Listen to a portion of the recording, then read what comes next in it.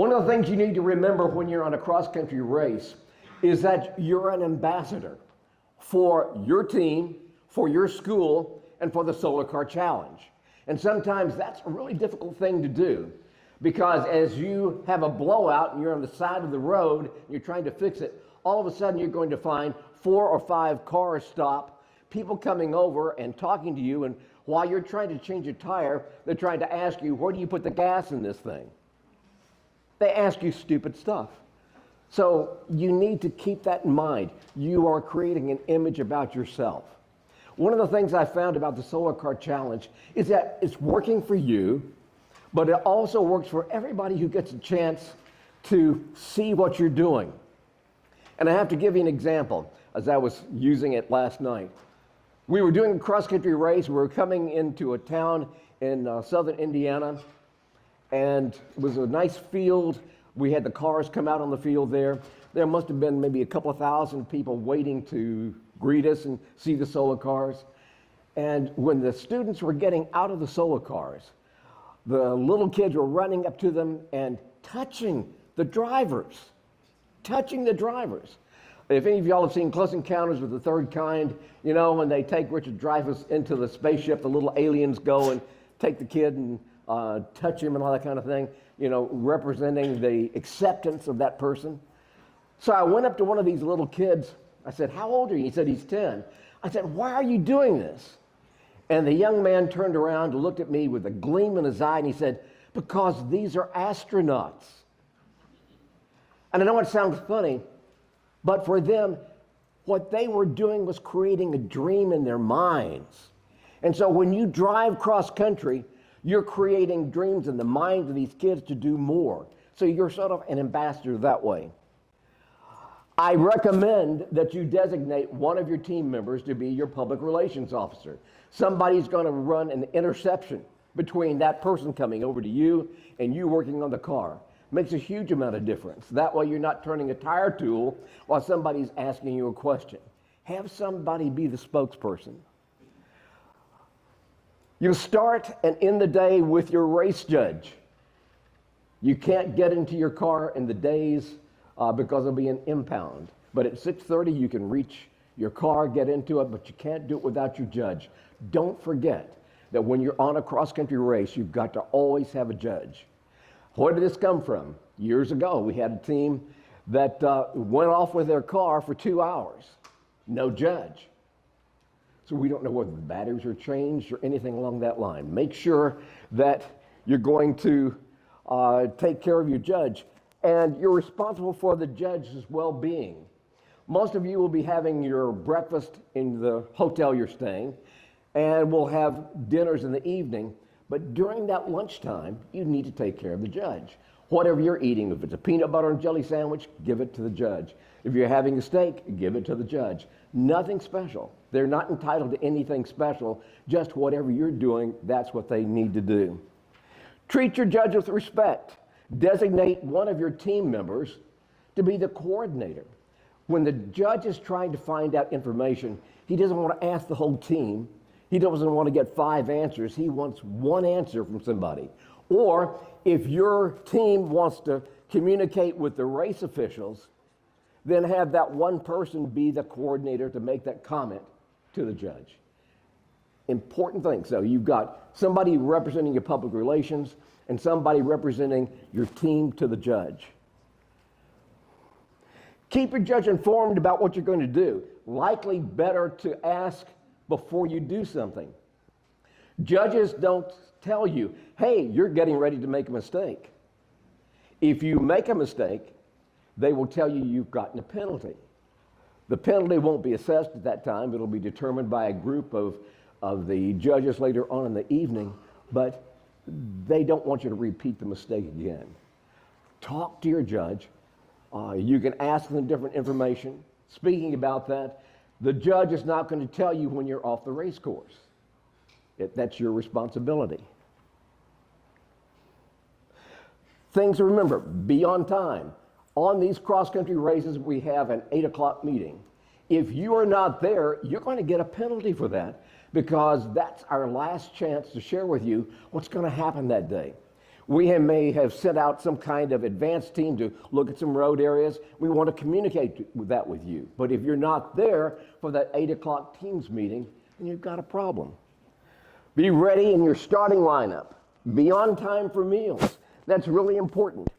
One of the things we try to do to help your budget is that when you get to the end of the race day at 7 o'clock, we want to have the community there involved with you to try to help share some of the community culture and what's going on. And the best way to do that is I talk to them and say, can't you provide these young people a meal for the evening? That saves you money, but it also creates camaraderie because you're all eating together every day. And that's really the nice thing. And you share your problems, you share your concerns or your successes. You have to be there at 7 o'clock. If you're not there at 7 o'clock, you're responsible for your own dinner. And that's just the practicality. You need to make sure you're following what's going on in the Where to Be, What to Do document, which is published probably about March 1st. This tells you exactly where you're supposed to be, at what time, and what you're doing all the time. The Where to Be, What to Do document and the race route document put together is our way of communicating to you how you run this race. I can't tell you enough how important this one statement is.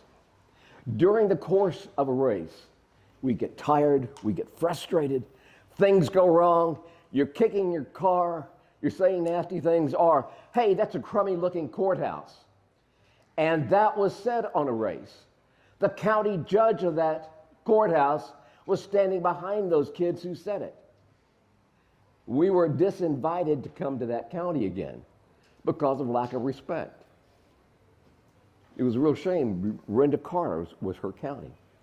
So please be careful what you say. You never know who's standing around you. Now, when you're back at the hotel in the night, and you can say anything you want to about anything, that's fine, but you never know who's listening. So be careful, please. Be sure you take part on lunch stops, rest stops, and displays. This is set out in the Where to Be, What to Do. Tell you exactly what needs to be done and on your race booklet. You don't want to go flying through a rest stop, not be able to get the credit to work on the car, to exchange, to meet the community. You don't know who's coming out there, and you'll be penalized for it. Rest stops are for you. Rest stops are for the community where the rest stops are located. Many times they're at schools or county courthouses or whatever, where the community will know you're coming and they'll be looking forward to it. Another thing is, sometimes you'll be wanting to trailer your car. If at all possible, though, when we've got a rest stop or a lunch stop and your car will drive into it. Don't bring your car in on a trailer if you can possibly do that. Why? Because nobody wants to see a solar car in a trailer. That doesn't do anything for anybody. They want to see a solar car drive. So think about that, your planning. You may be trailering it because you're charging as you go along. But whatever it is, if you can do it, then drive into the rest stop, drive into the lunch stop, so people will see a solar car moving. We'll be starting the drives at 9 a.m. as directed by the Where to Be, What to Do. If the car has not reached the end of day, wherever we're saying it's supposed to be, our first race day ends in Palestine, Texas. So if you're not in Palestine at 5 p.m., you have to put your car in a trailer and drive to get there. That gives you 2 hours to get to the end of the day. It gives you 2 hours to get to dinner. So our race starts at 9, it ends at 5 o'clock. Cars unable to maintain 20 miles per hour will be asked to pull over and charge. But I implore you, you don't want to be driving at 20 miles an hour.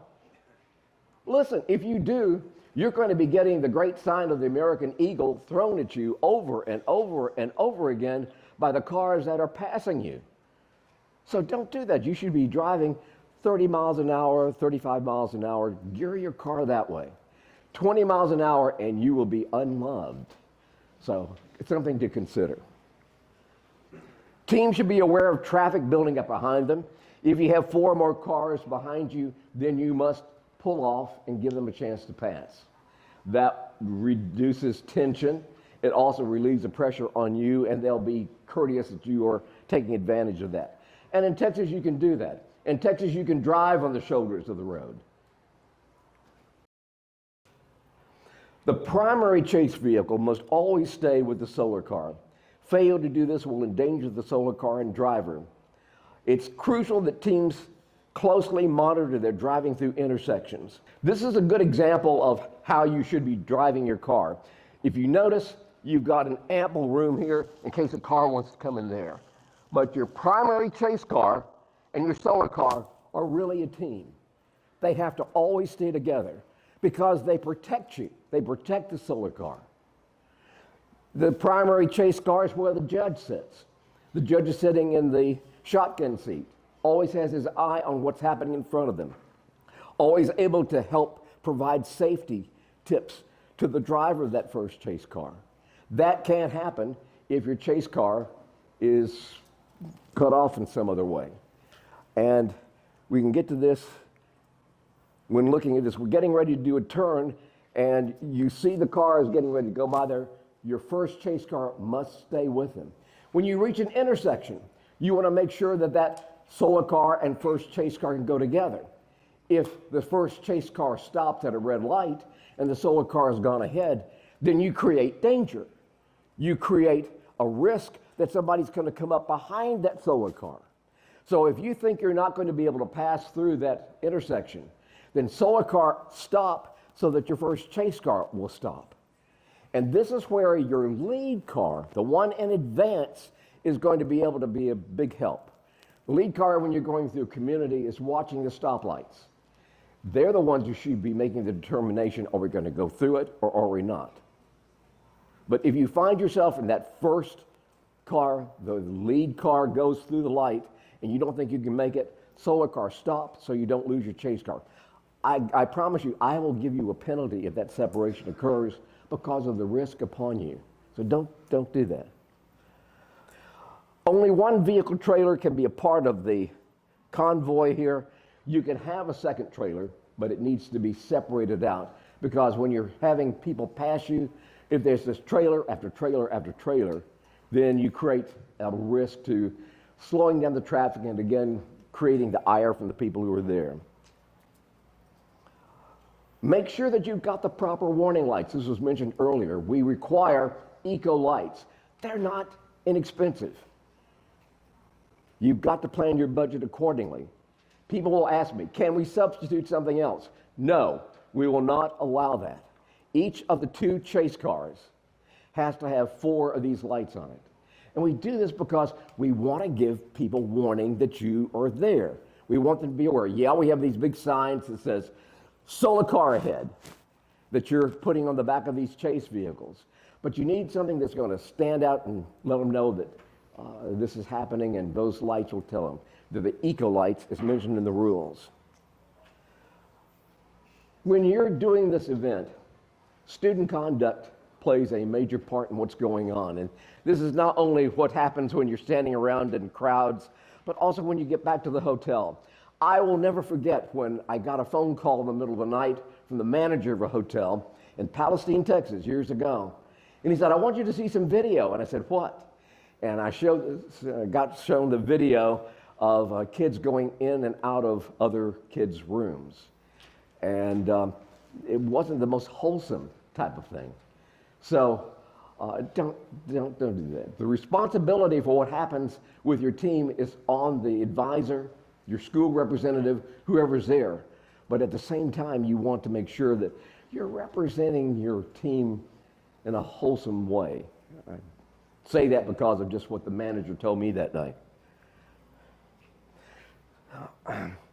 The safety issues, your biggest issue is gawkers. People driving by you, hanging out the window of their car, trying to get a picture of you, or in the process sort of swerving towards a solar car.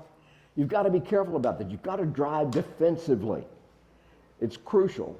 And that's where your relationship to your lead car, solar car, and first chase car is crucially important. Keep that in mind. This is not a good situation. What happens here is that when people pass, there's enough room between the solo car and the first vehicle for a car to get in there. You don't want that.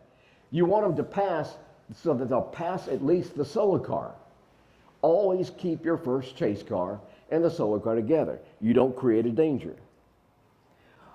This is a good arrangement. This allows the advanced car to let you know what's happening. You see the solo car, you see the first chase car, you see the second chase vehicle, which is a trailer. This works really well.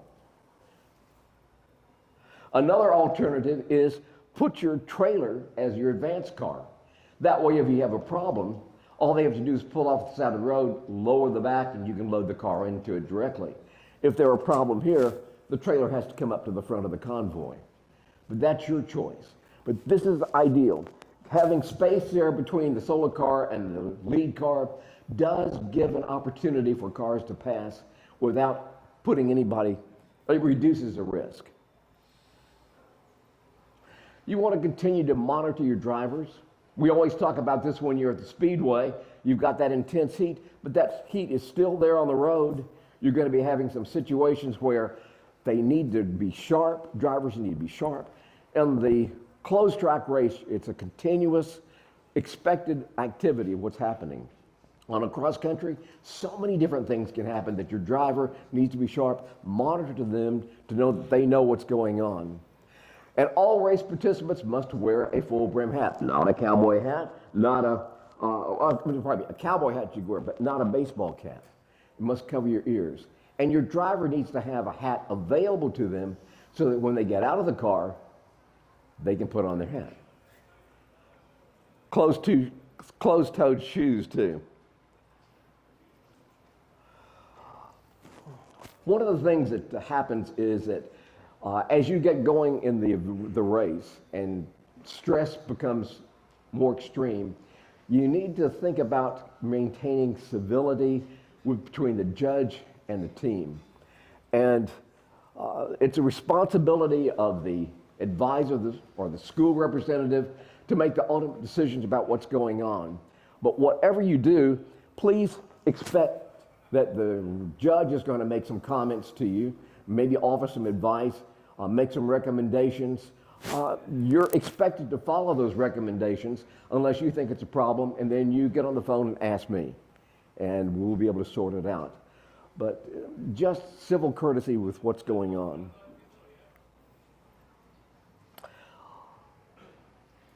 At the end of each day, we arrive at the race where we're having dinner, we're meeting the community, we're doing a display. But at 9 o'clock, we have what we call the impound. That's where the cars are put into a security situation. We have police who'll be monitoring the cars, and you have to go away from the impound. This ensures that you get a chance to get some sleep and some rest, because of the stress of this event is going to take its toll on you. So we watch the impound, we make sure nobody gets to it till next morning, 6:30 in the morning. You pick up your judge and you go to the impound and you work on your car. You don't want to do anything by trying to go out to the impound in the middle of the night, because the police will tell us and you'll be disqualified from the event. Very important. At the beginning of each day, the judge is going to check certain things. One, will the battery seal secure on your battery box? Can the driver adequately communicate? Are the brake lights functioning? Does the safety officer have the necessary equipment? And does the chase vehicles have the proper light? And they're going to check it every day to make sure it's working. This is what an impound looks like. You've got all the cars together. You've got teams trying to get done at the end of the day. You've got people who are coming out to see what's going on. And then at 9 o'clock, everybody goes home. This is what a typical race day will look like. 6:30 impound opens. 8 o'clock we have a required teams meeting. 8:45 teams are lined up and ready to go. 9 o'clock race start. Around mid-morning we have a rest stop, 15 minutes. Lunch stop around 30 minutes. Not around, always 30 minutes. And this is required. You can stay longer, but you have to stay at least 30 minutes. 5 o'clock the race day ends, 7 o'clock dinner, 9 o'clock impounds again. That's a traditional race day. And other examples of driving here, perfect example of what's going on, that's your car. We were coming into Meridian, Mississippi on that route. I need to mention something about penalties because sometimes when I'm talking about what you should be doing, I need to also talk about what you shouldn't be doing. Now, the race rules provides a really fine spelling out of what penalties are involved in solo car racing, but I wanted to highlight a few. Any team failing to comply with regulations will be penalized. That's a pretty broad statement.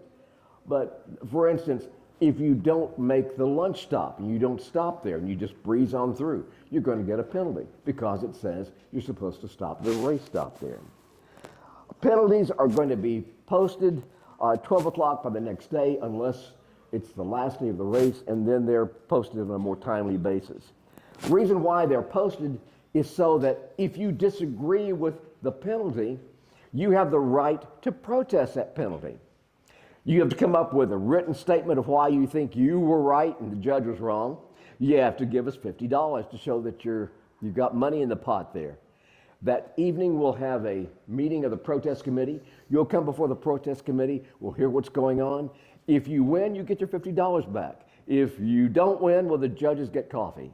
So it gives you a chance to know that things are not final, and we're willing to listen to you to hear what you have to say. Maybe you can add more dimension to what happened during that day. Battery penalties. A battery seal broken without official supervision is going to give you a huge penalty, 60 miles. Be careful about that. Don't do anything with your battery box without a judge supervising what's going on.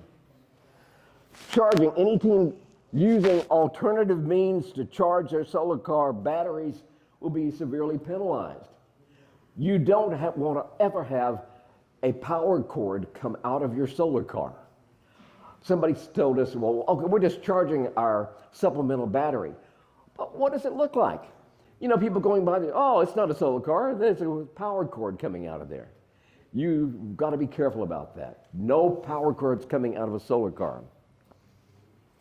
Failure to comply with mandatory stops gives you a 15-mile penalty. If at all possible, drive 2 miles preceding the rest stop or finish line or mandatory lunch stops. Any team will be penalized for failing to follow regular traffic law.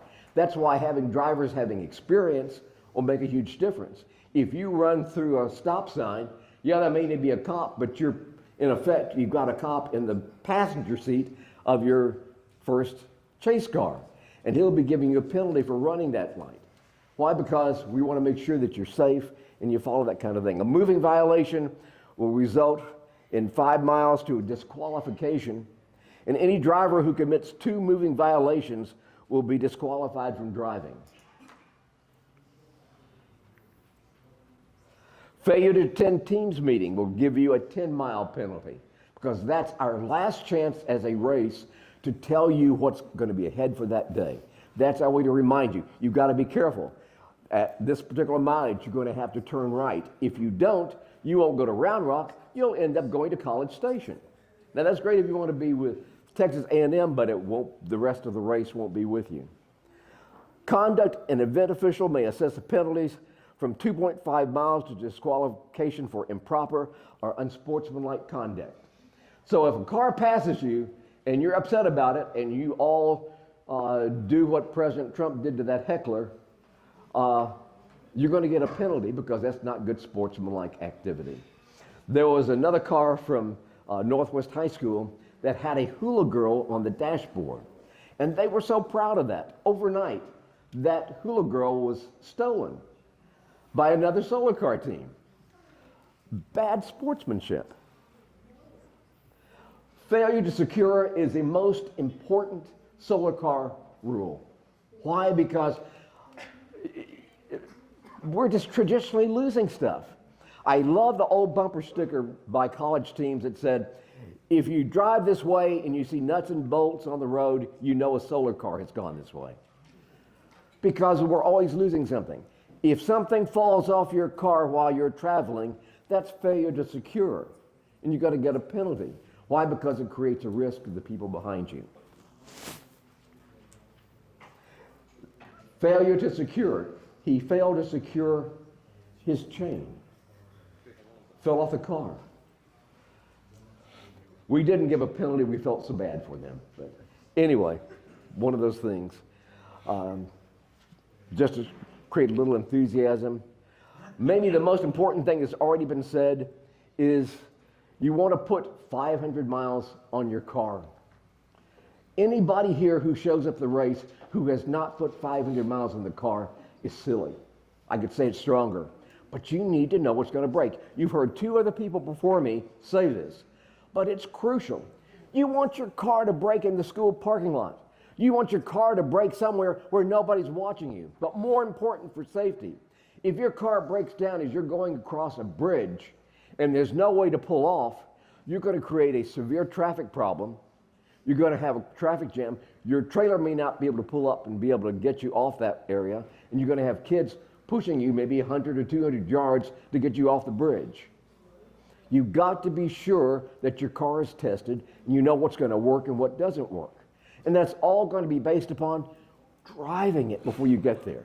So I encourage you, please don't do this. If there's some way that we could put a speedometer on your car and make you show us that you did 500 miles over the last 2 months, but that's all about scheduling and timing your product.